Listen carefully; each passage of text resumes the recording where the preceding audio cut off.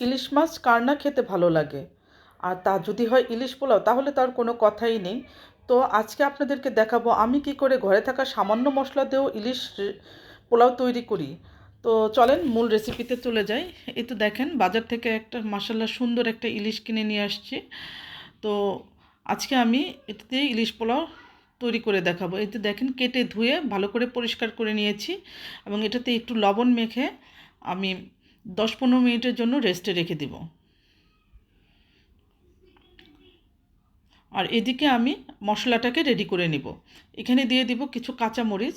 কাঁচামরিচই কিন্তু ইলিশ মাছের ফ্লেভারটাকে সুন্দর করে।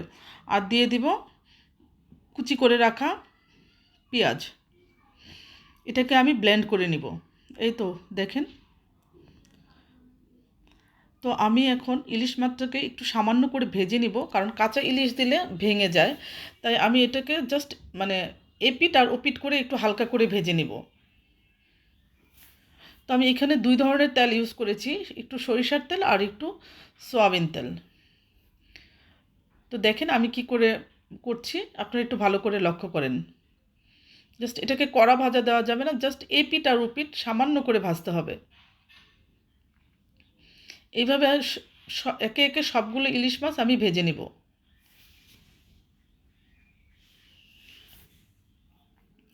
এই তো আমার মাছগুলো ভাজা হয়ে গেছে, এখন আমি মাছগুলো উঠিয়ে ফেলবো।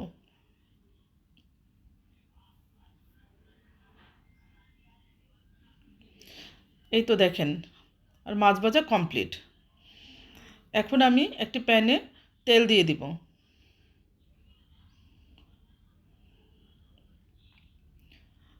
তেল দিয়ে আগে থেকে ব্লেন্ড করে রাখা মশলাটাকে আমি তেলের মধ্যে ঢেলে দিব। ঢেলে দিয়ে মশলাটাকে আমি নেড়েচেড়ে ভালো করে কষিয়ে নিব। এখন দিয়ে দিব লবণ,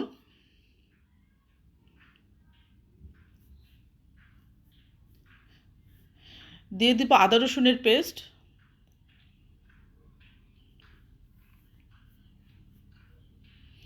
এখন দিয়ে দিব আমি টক দই, দিয়ে ভালো করে একটু নেড়েচেড়ে নিব। এখন দিয়ে দিব আমি একটু মরিচের গুঁড়া। এটা আপনাদের স্বাদ মতো দিবেন, যে যেরকম ঝাল খাবেন সেই পরিমাণে দিবেন। এখন দিব জিরার গুঁড়া, দিয়ে আমি একটু ভালো করে মশলাটাকে কষিয়ে নেব। এখন একটু পানি দিয়ে আবার একটু ভালো করে কষাবো।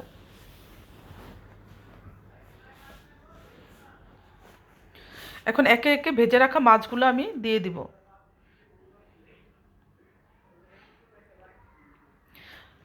মাছটাকে আলতোভাবে দিতে হবে যেন ভেঙে না যায়।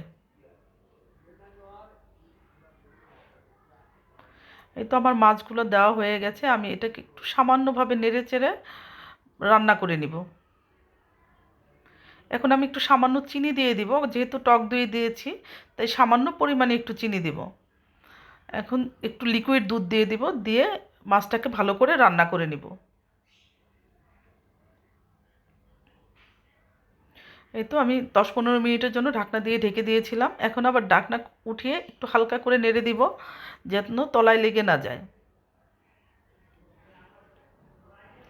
আবার একটু ঢাকনা দিয়ে কিছুক্ষণের জন্য রেখে দিব। আমার মাছ রান্না শেষ। এখন আমি এই ফাঁকে একটু পেঁয়াজটা বেরেস্তা করে নিব।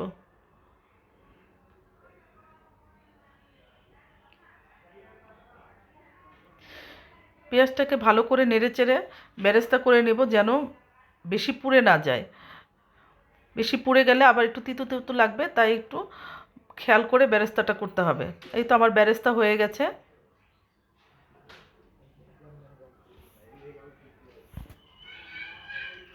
বেরেস্তাগুলোকে আমি এই যে বাটিতে উঠিয়ে নিয়েছি। এখন আমি সেই রান্না করা মাছের উপরে বেরেস্তাটাকে ছিটায় দিয়ে দিব।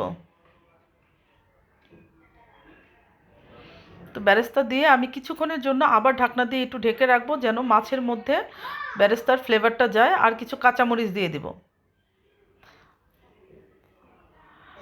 এই তো আমার রান্না এখন কমপ্লিট। এখন আমি মাছগুলোকে একে একে উঠিয়ে নিব।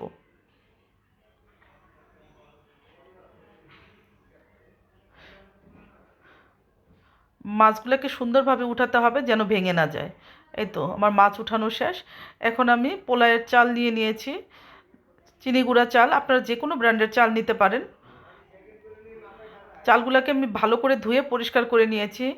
এখন আমি বেরেস্তা ভেজা তেলটাকে দিয়ে দিয়েছি, আর দিয়ে দিচ্ছি চাল, দিয়ে এটাকে ভালো করে কিছুক্ষণ ভেজে নিব।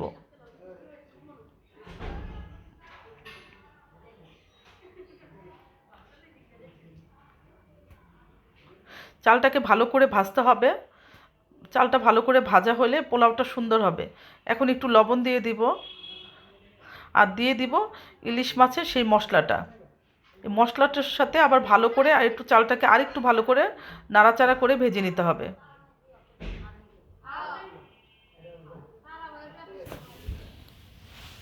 এই তো আমার চাল ভাজা হয়ে গেছে। এখন আমি পরিমাপ মতো পানি দিয়ে দিব। পানিটা এই পরিমাণে দিতে হবে যেন পোলাওটা ঝরঝরে হয়। এখন দিয়ে দিচ্ছি আমি আরেকটু লবণ। আমার কাছে মনে হয়েছিল লবণ কম হয়েছে, তো লবণ দিয়ে আমি আবার একটু ভালো করে নেড়ে চেড়ে নিয়েছি। এই তো আমার পোলাও রেডি।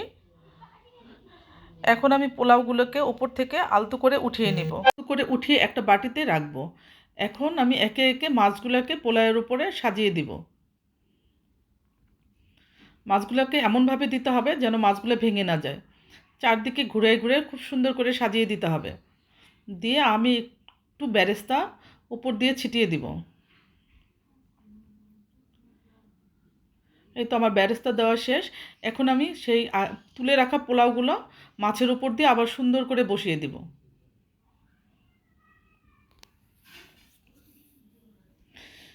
ইলিশ পোলাওটা খেতে কিন্তু সেই মজার হয়, আমার তো অনেক পছন্দ। এই তো মাছের উপর দিয়ে দেওয়া হয়ে গেছে। এখন আমি এটাকে আবার 10-15 মিনিটের জন্য দমে রেখে দিব। এই তো আমার ইলিশ পোলাও রেডি। আপনারাও আমার এই রেসিপিটি দেখে বাসায় ট্রাই করে দেখতে পারেন। যদি ভালো লেগে থাকে, আমার ভিডিওটি যদি ভালো লেগে থাকে তাহলে আমার পেজটিতে লাইক, ফলো এবং কমেন্টস করে দিবেন, এবং আমার ইউটিউব চ্যানেলটি সাবস্ক্রাইব করে দিবেন।